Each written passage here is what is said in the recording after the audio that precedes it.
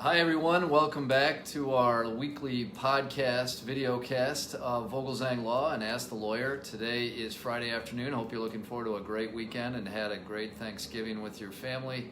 Wherever you were in the world, I went to Mexico with my in-laws and we had a great time. We traded in Thanksgiving for guacamole and shrimp tacos, and it was great. It was really nice. We got back on Saturday to a blizzard Sunday night here in Chicago, but as you can see behind me, the snow's all gone.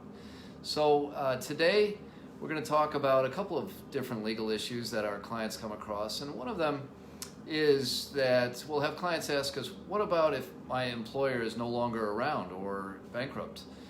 And that's not uncommon since we're talking about asbestos exposures that might have occurred in the 1950s or 60s, so we're already talking about 50 years ago. And the quick and short answer is it really doesn't make a difference.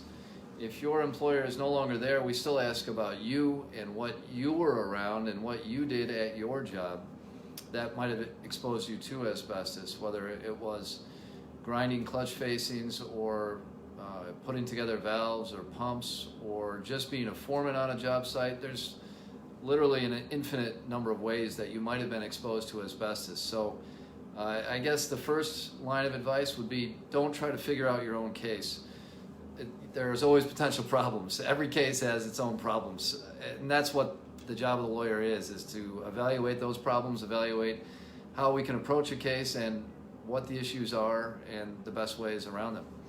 So that's one of the questions. Then another question we were going to look at is, what if I was not around asbestos very much, or I don't have a strong memory of being around it? And again, I would say the same answer there is don't try to evaluate your case before you even get to a lawyer. So I had a client just this past year, Mr. Eskenazi, and he worked for the state of New York in quality control and mostly was an office guy his entire career. But right when he got out of college, he went to school to be a chemical engineer.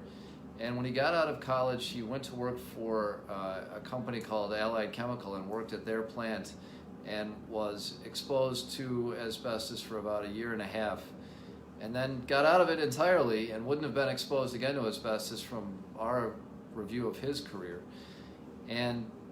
But sure enough, he got mesothelioma, unfortunately for him, and so when we went through it took us a while to get through his whole career because he had a lot of different parts to it, but it all came back to that early exposure right out of college in the 1960s.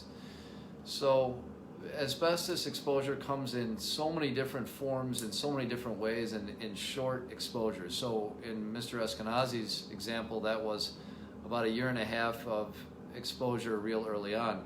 But we've had it in other ways too, where it's an exposure that just comes from laundering someone's clothes, where the person who gets mesothelioma never actually sees the asbestos, or might see dust, but doesn't really put it all together.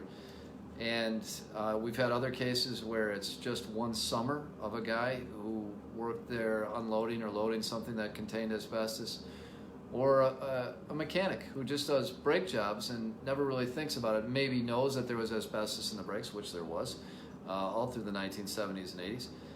But if you don't really connect it, again, it goes back to the role of your lawyer and why you sit down and walk through it. So if you have mesothelioma, there's really only one way to get it, and that's asbestos exposure. So that's how we evaluate the cases.